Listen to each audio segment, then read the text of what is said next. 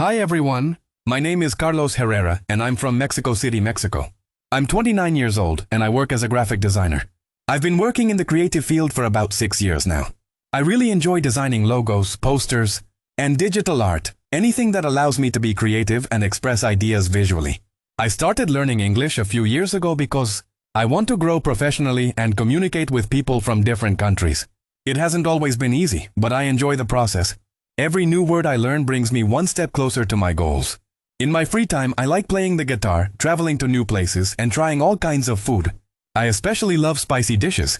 I'm happy to be here on EnglishOCanada to share my journey, talk about my experience learning English, and hopefully give you some tips that can help you too.